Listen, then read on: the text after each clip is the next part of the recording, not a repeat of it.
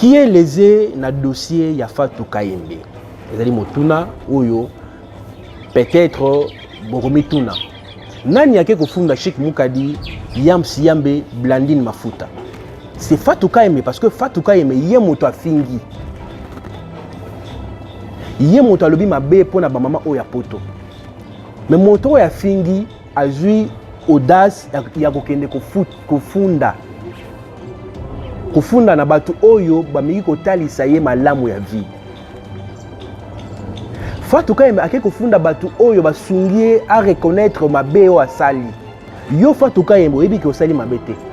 Tope olobaki malamu na émission osala ki wana. Kasi pona nini oke olongoni émission en ligne. Soki émission on ezali malamu tope maloba olo otendaki pendant l'émission ezali malamu. Pona nini olongoli yango en ligne. Selon ma source d'information nabiso toyoki soi-disant un avocat asa derrière dossier oyo. Nazo défendre ma cause o eza juste, ma cause o eza normal. Na yango bomoni na bengi bino banso mokolo ya lobby dimanche conférence de presse. Tokuta na bongo na fikine à partir à 10h. De preuve o Fatou Kayembe tenaki devant ma femme pour m'avertir que a nuire vinanga. Et aussi j'informe à tout le monde, lelo lobby problème elinga, c'est Fatou Kayembe. Parce que à la kinga mabe, lelo na kufa, nazo problème, c'est Fatou Kayembe. Mais yo poninga o porter plainte contre Sheikh Mukadi, na Yamsi Yambe, na Blandine Mafuta. Pourquoi yo sélectionner 3 personnes wana? Pourquoi tu vas finir bazali? Ba image pe ezali o ba finir ezali. Na bonne ko balancer ngwa parce que chaîne oyo ya chaîne ba responsable to ko tia ba figa wate e ko legate. Mais na nga tiela bino ba image ba fingi Fatou Kayembe ezali. Merci mon ami Yves Loa mon nengo permettre na le kapena bosolo na politique. Na me ko loba makambo parce que makambo esengeli la première dame Maman Denise Nyakero ayoka makambo yo parce que ba ko tambola na kombo ya première dame. S'il vous plaît. Bon ko tambola na kombo ya première dame. S'il vous plaît. Fatou Kayembe yo monique ozali na mabe ozali na mbeba oleli biso livance. Parce que c'est mutu esengeli ba kangezali yo. Mokolo ya mercredi na ba mama nyonso toko se sensibiliser to kiti bongo na parquet ya matete biso pe toke porter Fatou Kayembe plainte tellement yo lingi oza na carrière moulayi mais otali carrière na oto lingo nuire batu biso to kolemba te to pesa ki exemple ya première dame parce que azo représenter ba mama ya mboka na biso Maman Denise Nyakero azo ko représenter ba mama ya mboka na biso et tant Fatou Kayembe asimi ba mama ya poto tant a fingi basi ya poto nde na rappela ki ye na bi Fatou Kayembe ko bosa na ki Maman Denise azamona mwana poto ya tongo. C'est comme si on insultait Maman Denise. Voilà, place comme ya Maman Denise et côté liwana. Na yango na kosenga Yamsi Yambe abate la kimia. Na kosenga na Blandine Mafuta abate la kimia. Makambo to ke na tisuka. Et puis to oyeba batu bana sima makambo. Batinyo na likambo peut-être oyebi ba conséquences ya lobby na ngote. Makambo esengeli Maman Denise ayeba makambo yo. Esengeli Maman Olive Lembe ayoka makambo yo parce que au fini bango. Fatou Kayembe na droit ya kofinga ba première dame te. Fatou Kayembe na droit ya kofinga ba mama te. Fatou Kayembe na droit ya ko biloba contre ba mama parce que bango ne ba bota biso. S'il vous plaît. Là je te permets pas. Fatou Kayembe, je te permets pas. Donc, biso to zalia to défendre ba mama tisuka. Merci mingi na ba mama nyonso boko benga biso de partout, boko benga. Merci mingi. On a ko senga mokonza mboka na biso. Mais kambe ko tala makambo. Na sengi na président na biso ya o atali ba journaliste mboka oyo. Papa Jean-Marie Kassamba. Mais kambe ko tala makambo parce que ngai nazali journaliste, je me sens en danger. Lelo na ko répondre soki likambo ekomeli ngai c'est Fatou Kayembe, j'estime mes mots. Soki likambo ekomeli ngai ezala tongo c'est Fatou Kayembe. Pour Fatou Kayembe aye pa na ngai jeu de preuve oyo alobi ete akosambwisa nga akohumilier nga faire souffrir na likambo na ebité na likambo oyo na défendre ba maman. Bonjour mesdames, bonjour messieurs. Boyi malamu na émission na bino Police de Star, une émission d'analyse et critique. Merci beaucoup à tous nos abonnés qui ambiancent cette émission Police des Stars. Mesdames, Messieurs, aujourd'hui, nous avons un peu dérangé, moqué. Et comme la kinga l'autre fois, ba agressa kinga na butu, tant on a kozonga ndaku. Yango ba boto la kinga ba matériel ozali nango ya musala. Alors problème oyo lelo na elibino information yo topé sango na elibino lelo ezali sango été mwana moka Fatou Kayembe a meminga na justice pour nini parce que na dénonçaki na recadra qui na ba dire na ye alobaki contre ba mama ya poto mino boyebi que biso mosana na biso ko bondela population biso mosana na biso ko défendre bato o bata faible bato bato se sentir que bata incapable de se défendre biso mosana na biso ko dénoncer ko lo ba vérité. Merci na justice ya mboka na biso ndenge ba ko sala mosala kitoko ezaki bon mokolo ya vendredi na moni convocation ya outil parquet ya parquet général ya Gombe oyo bafuninge pa Fatou Kayembe alobi ete biso to pantie sango to fingiye to pe to na droit ya kolobela pendant notre émission na kombo ya première dame te.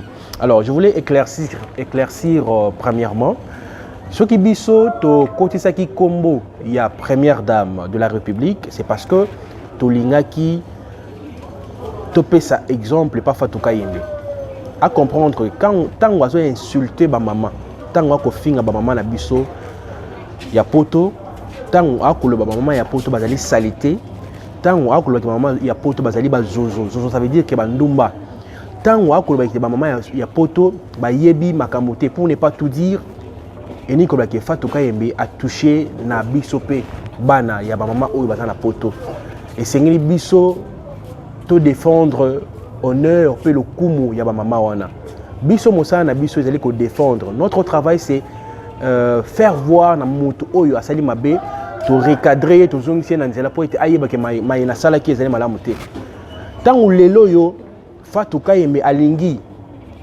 akangisa biso monoko biso ba journaliste to lobate tangu to moni likambo ya mabe to se défendre te tangu to moni likambo mabe to dénoncer te. Donc esengeli ke koyebisa biso to tika mosana na biso ya journalisme to be to tika kozala bapandi sango mais en tant que bapandi sango en tant que bana ya Congo ya solo mosana na biso ya ko dénoncer mai nyonso ya mabe et ko sala na mboka oyo qui est lésé na dossier ya Fatou Kayembe ezali motuna oyo peut-être bokomituna nani yake kufunda Sheikh Mukadi Yams Yambe Blandine Mafuta c'est Fatou Kayembe parce que Fatou Kayembe ye moto afingi ye moto alobi mabe pona ba mama oya poto mais moto ya fingi azui audace ya kokende kufunda na batu oyo bamiki kotalisa ye malamu ya vie. Fatou Kayembe ake kofunda batu oyo basungie à reconnaître mabe o asali yo Fatou Kayembe oyebi ke osali mabe te to pe olobaki malamu na émission osala ki wana kasi pona nini oke olongoni émission en ligne soki émission wana ezali malamu to pe maloba olo otenaki pendant l'émission ezali malamu pona nini olongoli yango en ligne esengelaki otika émission wana ezala en ligne po ezala preuve na yo ke oza na raison et liboso. Selon ma source d'information na biso toyoki soi-disant un avocat asa derrière dossier oyo. Na koloma na avocat wana boye. État de droit ekoti na mboka. Na mboka ya lelo yo mibeko ezali. Yango bomonaki mokonza mboka lobi justice il faut ezala indépendant. Pona ni parce que pona makambo ngai nazali ndeke ya ngai nazali général nga na tana relation esila makambo ni sila ba intimidation en pas mon sila parce que état de droit ezala mboka na biso soki osali mbeba bakokanga yo bakochona boloko soki osali malamu justice ekotala pe eko ye ekoloba na yo ki osali malamu batiki yo okei. Moi je me sens tellement à l'aise que et puis na kolinga bakanganga nazo défendre ma cause où est juste, ma cause où est normal. Parce que nous, les Congolais, bana mboka toki ko accepter toki ko avaler Fatou Kayembe aller kana TV insulter ba maman na biso. On a dit non. Tokoki kotika makamwane le kabongote. Raison pour laquelle, en tant que molobili ya peuple, en tant que mwana ya mboka ya solo solo, na lobi na Fatou Kayembe, makambo asali ezali malamu te. Na yango bomoni na bengi bino banso mokolo ya lobby dimanche, conférence de presse. Tokuta na bongo na Fikine à partir à 10h. Nde na bengi ba journaliste nuance en ligne, tozala wana na 9h30. Pour to dénoncer maye Fatou Kayembe asali ezali malamu te. Koluka ko nuire mwana ya mboka na mosala na ye kitoko akosala. Pourtant yo ye na ndako ya. Bon, je vous informe aussi que Fatou Kayembe alega ke pananga pona ko avertir nga ke akosala mabe, akonuire nga. Akotia nzoto ne en jeu pour Alexandre kaza mwasi atana ba relation kolekanga. Makambo on est au côté les maman, ba trafic d'influence. Et puis après si exemple il y a président Caleb, alobi monité Caleb akimi na poto, wana ba dire ya Fatou Kayembe, je confirme. Et puis j'ai des preuves na malbanyo sur le baki. Je confirme parce que j'ai des preuves au Fatou Kayembe tenaki devant ma femme pour m'avertir que a nuire vinanga. Et aussi j'informe à tout le monde, lelo lobby problème yelinga, c'est Fatou Kayembe. Parce que alakinga mabe, lelo na kufa, na zo problème, c'est Fatou Kayembe. Parce que alakinga mabe. Je suis père d'une famille, plus de 5 enfants au balière na simananga, au batanga kelasi. Banana lobby pe ba rose la pe ba ministre ya mboroyo, ba président ya mboroyo. Alors ba trafic d'influence, son excellence Félix Tshisekedi a boye yango. On n'a pas besoin d'intimidation. Pour intimider mutu wana toi na suna besoin na ngote. Et puis j'informe mutu nyonso na sima ya dossier ya Fatou Kayembe. Je suis au courant que ezali na basi moko ya théâtre na yo moto au violara leki na nga ya mwasi. Na yo ki koza na sima ya makambo. Soko za na sima ya makambo papa mibenda. Pardon. Na yango je reprends mokolo ya lobby dimanche toza bongo na conférence de presse na Fikine. Mokolo ya mardi ba mama nyonso to telema to tambola na balabala to lakisa Fatou Kayembe ke makambo asali sengeli asenga pardon.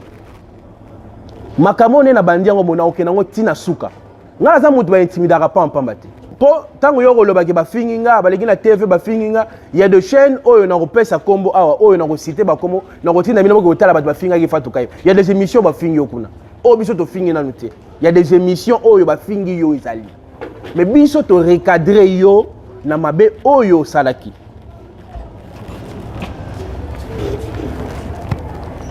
Pour la nité, au porter plainte na bateau ba fingi yo.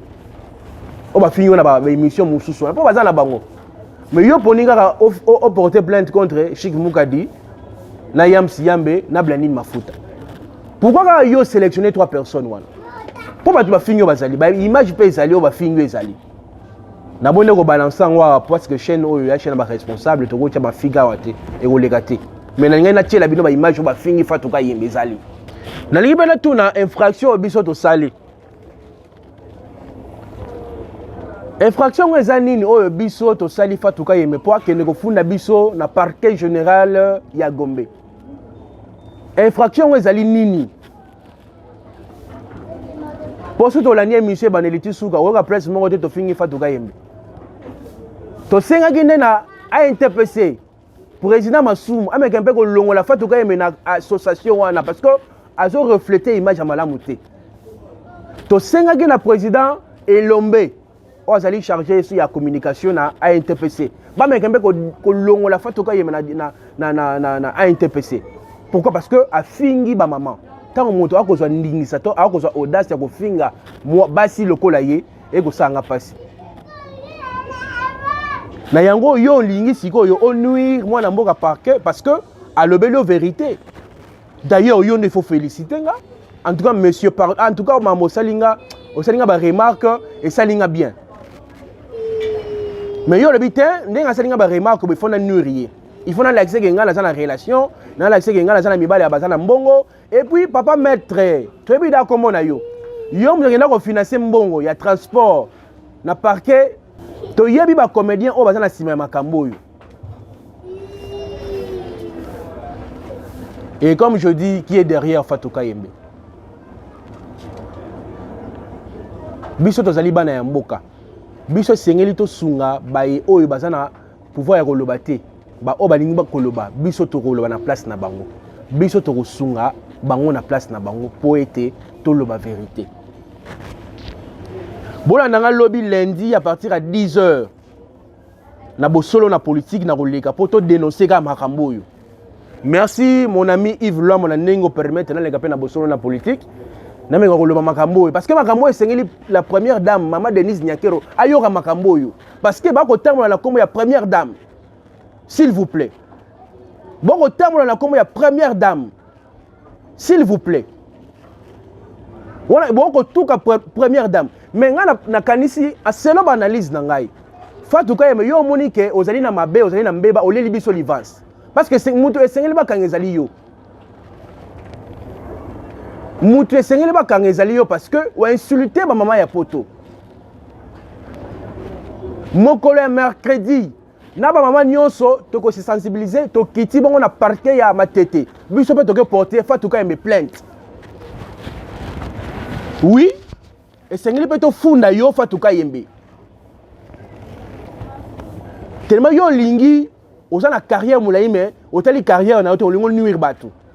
Biso to kolembate. Merci beaucoup na maman Daniela pour na ba soutien. Merci beaucoup na basi tout ya poto. La présidente ya basi tout ya poto, merci beaucoup na pour na soutien na yo. On est ensemble. Quand nenga wolobi ke makambo bokotika ngote ngapena na sima na bino. Timbo kolo Fatou Kayembe akosenga pardon. Aussi longtemps Fatou Kayembe sengi na pardon te. Na ebité. Et puis na bengi ba journaliste nyonso mokolo ya mardi. Parce que ya mokolo pe to kolega pe na kende ko répondre na invitation ba pesa ginga. Na bengi bino banso ba journaliste. Je parle bien ba journaliste. Merci Virginie Manganga. Na nengo le Rosala. Merci na presse. Nengo le Rosala. Merci na Yves Luamba nengo Rosala. Merci na bandeko nyonso ya presse ya CCTV oyo place na Zalaka. Merci na Bobi Rosala et Selinga Malami. To Zalawana to yeba qu'est-ce qui se passe Fatou Kayembe a quelque funda na problème nini. Infraction na ezali nini. Pour essayer de yeba que état de droit ezali mibeko ezali. Mais na kolinga boka sumo extrait ya lo lenge Fatou Kayembe parce que na sali bino condensé hein ya mafinga nyonso Fatou Kayembe sali. Et vidéo alongola en ligne. Vidéo alongola en ligne. Na sali bino condensé boyoka ba insulte wana. Boyoka yango et puis na kosenga na magistrat na biso na yebike bokola na émission yo. Na yebike bokola na émission yo. Bozala au milieu du village. Bozala mosala ndenge sengeli. État de droit isala mosala ndenge sengeli. Na lingi bona na vidéo malamu mingi. Po boyeba nani aye kofunda, mutu aye kofunda wana azana raison to azana raison te. Azali na mbeba to azana mbeba te. To pesa ki exemple ya première dame parce que azo représenter ba maman ya mboka na biso. Maman Denise Nyakero azo représenter ba maman ya mboka na biso. Et tant Fatou Kayembe asimi ba maman ya poto. Tant afingi basi ya poto. Nde na rappela ki na bi Fatou Kayembe woko bosa na ki maman Denise azamona mwana poto ya tongo. C'est comme si on insultait maman Denise. Voilà, place comme ya maman Denise et côté liwana. Na kosenga na ba comédien nyonso parce que na ko yoka ke ba comédien nyonso non, il y a des comédiens oyo bazaba to mayele. Oyo ba comprendre que Fatou Kayembe a dérouté Mwandambu na kofinga basi ya poto. Est-ce que sengeli Fatou Kayembe qui porter plainte? Il dit que Fatou Kayembe à part makambo et makamso eza ya se. À part makambo eza moto azana sima ya Fatou Kayembe. Je confirme mes mots. À part makambo yo makamso eza na se parce qu'il y a des émissions où va fingi Fatou. Il y a des gens où va fingi Fatou. Atali bango te abi non bat ba fingi ngaka sélectionner amoni biso ba faible non toi ba faible te Fatou Kayembe tu te trompes toi ba faible te kama loba o ndeko ekozongi so na justice biso toko sala mosala na biso kaka toko dénoncer biso toko dénoncer ba trafic d'influence ya sous-souté na mboka oyo ezali sous-souté. Moi, la mboka esengela jui na mboka na ye. Moi na mboka esengeli à vivre. Yo ka intimider moi na mboka te. Na problème ni. Na yango na kosenga yamsi yambe abatela kimia. Na kosenga na blandine mafuta abatela kimia. Makambo to ke nango tisuka. Et puis to oyeba bato bana sima makambo. Na ko bandela programme. Mokolo ya lobby dimanche to sali bongo na fikine pour la conférence de presse. Mokolo ya lundi to tini bongo avocat na biso akene ko représenter biso nanu. Alors oyeba qu'est-ce qui se passe là-bas. Entre-temps, tant avocat a ko représenter biso kuna, biso kotoyo toko leka na bosolo na télévision à partir il y a 10h30. Tout ça na bosolo na politique. À partir à 13h30, vous allez bon na chaîne na biso mususu yo, c'est TV. Pour la dénoncer toujours maïfa tuka yemba ko sala. Tant aussi ici wana na bande réunion sur internet, na bandi conférence de presse wana ko leka partout. To silisi bongo mokolo ya mardi. Biso bonso na balabala, to bimi na balabala, sensibiliser ba mama nyonso. To zui mais mon biso to kena en place to kena ko tika wana. To longwe wana to kiti na parquet ya matete to ko porter plainte contre Fatou Kayembe. Pour être mokolo ya mercredi nga mona ki se présenter kuna. Mais sengeli to yeba que état de droit ezali. Mibeko eza mibeko. Moto moko te azali kola mibeko. Soki nga naza na mbeba bakokanganga. Mais soki naza na mbeba te Fatou Kayembe sengeli a dédommagé nga na mbongo. Et sengeli afuta mayaluki. Parce que mutu aleke mutu na mokili azali te. Biso banso tozali ndenge moko to bana mboka. Mutu intimidé muninga te, mutu bangisa muninga te. Nous tous nous sommes des Congolais. Mutu moko te supérieur koleka mususu. Ezala oza général, ezala oza nani, ezala oza ministre. Biso tout tozali ndenge moko. Mibeko eza mibeko, la loi c'est la loi. De sengeli to tamola na mibeko et sengeli to tika ba influence moko ezanga mutu na mokolo. Ata osaeli soit disant nani oyo to koyoka wana to koyeba ye. Tango ko simba ngai sengeli koyoka mamu oluka parce que na ko laisser faire te. Je connais mes droits na yebi ndenge ya komema makambo. Na bandeli kambo yo tokuta na bongo lobby à partir à 10h. Merci beaucoup na mama ya poto ndenge boko soutenir toujours moi na bino Chic Mukadi. Ndenge na lobaka biso to kosala mosala ndenge sengeli. Biso to banga moto te soki biso mabe na biso ne vérité. Vérité ndenge obomisa biso mais to kokufa te po to abana elaka. To abana na Nzambe, Nzambe azana sima na biso. Ata bo mati bo kiti, bo beti bambasu ne bo betaka bambasu wana. Bo beti bampesi ne bo betaka bampesi wana. Bo kende bo makoke la justice, bo olonga ngate. Ngai naza mwana elaka.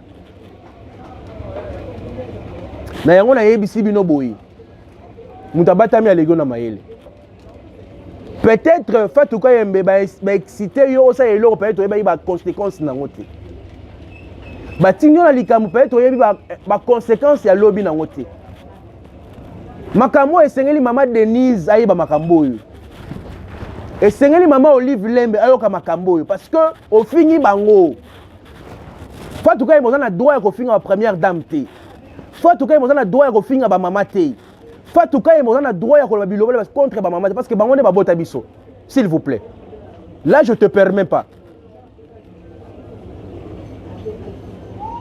Fatou Kayembe je te permets pas.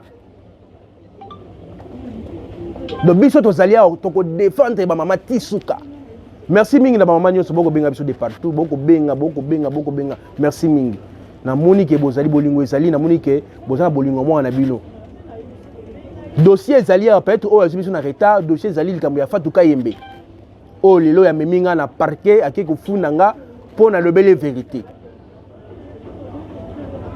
Tokoki ma justice te, toko se présenter na justice. Merci na mokonzi mboka Félix Tshisekedi, son excellence. Merci na ndenge mboka toko mona changement lelo respect ekomi. Ekomi pe okangi pe général asali mbeba a s'excuser pe a kiti. Moto asali mabe pe a kiti bi ke état de droit ezali. To moni pe batami nena ya mboko pe bakangami parce que basali mabe. Mais biso to sali mabe te biso to ko sa musana na biso tango ko peksa journaliste ko loba. Tant ekomi ko so lobi bakangi finalement musala to ko sa ndeni. Et c'est ni que ke presse ezali 4e pouvoir na mboko yo. La presse ezali 4e pouvoir et c'est que les botika liberté de presse ezali sa musana ngo. poso ekomi olimo muke allez oseli influence nani intimidation bokangi tokosuka koboni mais esengi yango na kosenga mokonzi mboka na biso mais kambe kotala makambo na sengi na président na biso ya o atali ba journaliste mboka oyo papa Jean-Marie Kassamba mais kambe kotala makambo parce que ngai nazali journaliste je me sens en danger lelo na ko répondre soki likambo ekomeli ngai c'est Fatou Kayembe j'estime mes mots soki likambo ekomeli ngai ezala tongo c'est Fatou Kayembe pour Fatou Kayembe aye pa na ngai jeu de preuve oyo alobi ete akosambwisa nga akohumilier nga akofaire souffrir na likambo oyo nayebi te na likambo oyo na défendre bamama tema yo olobi kotia nzoto na nje mpo onuiri mwana mboka me yebake Chic Mukadi ana bato na nsima mpe azali mwana ya mboka akosala mosala na ye ndenge esengeli biso tokokufa mpo na verité oyo nyonso ata besoin contacter biso numéro yango wana oyo mpe amoniki aza na avocat oyo mpe amoniki akoki kokota likambo oyo na kosenga bino na bamama ya poto likambo oyo eza likambo na bino na koteli nde bino na défendre nde bino taka nde bolamuka tongo bokeka yu botindi biso kote oyo tokorecevoir kaka me bafingi yo salite bafingi yo zozo zozo ningo bani ndumba mwasi ya ndumba mwasi ya bosoto mwasi ya tula so bani koanalyse kaka zozo wana to bani nakotonisa ata 5 papier na komiki zozo na bani koanalyse zozo avec de tout pour ne pas tout dire à la télé. Merci beaucoup. Tokutani bongo lobby pour une émission à Sika. Na 5 minutes tozala na ngonga na rendez-vous pour la conférence de presse. Merci beaucoup.